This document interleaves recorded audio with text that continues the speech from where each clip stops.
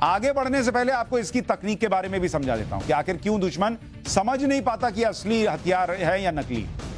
एक तो ये लोग काम क्या करते हैं, जैसे अगर मान लीजिए आप कहेंगे कि भाई ये तो दूर से दिख जाएगा या कोई जासूस होगा तो उसमें कैसे क्या करेंगे, तो एक तो ये लोग क्या करते हैं, स्पीकर भी लगा के रखते हैं। तो स्पीकर से आवाज आती रहती है, जैसे टैंक के चलने की आवाज आए, टैंक के स्टार्ट होने की आवाज आए, इंजन की आवाज आए, और 15 किलोमीटर की रेंज होती है इस आवाज।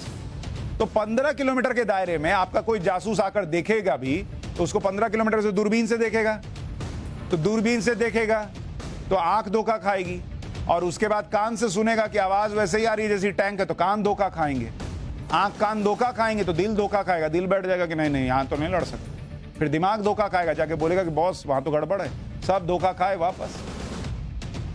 तो एक है स्पीकर लगा के आवाज करते हैं, दूसरा है heat masking technology, heat masking तकनीक। अब आप कहेंगे ये क्या है भाई हीट मास्किंग?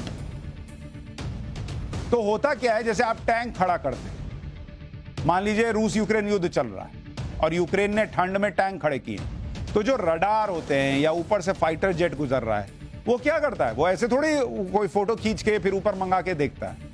उसके जो रडार होते हैं वो हीट से पता लगाते हैं कि ये क्या चीज है। भाई टैंक का जो तापमान है वो अलग होगा, दूसरी चीजों का अलग होगा।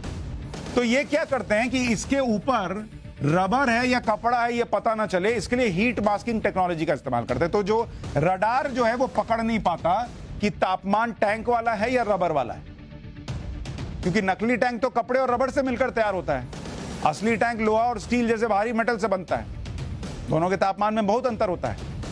जब दुश्मन का फाइटर प्लेन या मिसाइल सिस्टम इस टैंक को पकड़ता है तो इसकी हीट मास्किंग टेक्नोलॉजी को कैच करता है, जिससे उसे लगता है कि बॉस ये तो असली हथियार।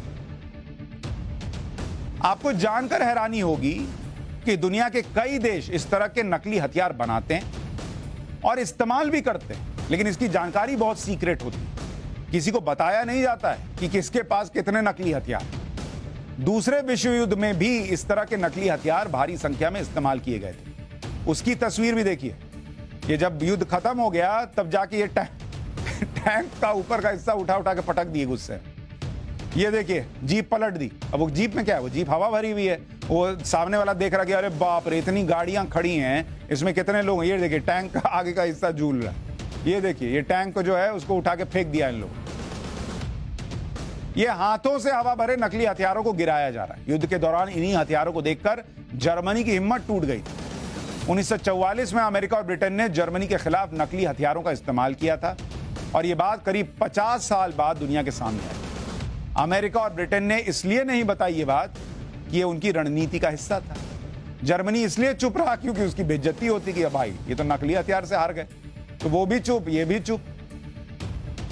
अमेरिका ने इसे घोस्ट आर्मी का नाम दिया, यानी भूतिया आर्मी, जबकि ब्रिटेन ने ऑपरेशन फोर्टिट्यूड के तहत नकली हथियारों जैसे टैंक, आर्म्ड व्हीकल का इस्तेमाल किया।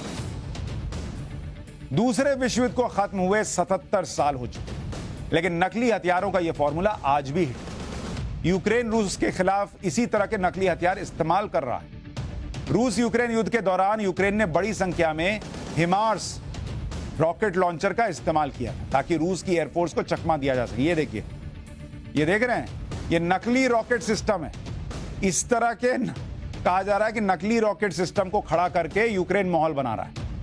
यह अमेरिका का रॉकेट लॉन्चर सिस्टम है जिसे अमेरिका ने यूक्रेन को दिया था, लेकिन साथ में नकली रॉकेट सिस्टम भी दिए ताकि रूस को युद्ध के मैदान में धोखा दिया जा सके। इस नकली हथियार की वजह से रूस की भारी संख्या में मिसाइलें बर्बाद हो गई। भाई उसको लगा कि सही में है, इस चक्कर में इधर उधर गिरा रहा है इसको बर्बाद करने के लिए। गिरा दो, उसका क्या, हवा भरा हुआ खत्म हो गया, तुम्हारा तो मिसाइल बर्बाद हुआ है, वो मजे ले रहा है। तो ऐसा फ्रॉड वाला युद्ध भी चल रहा है।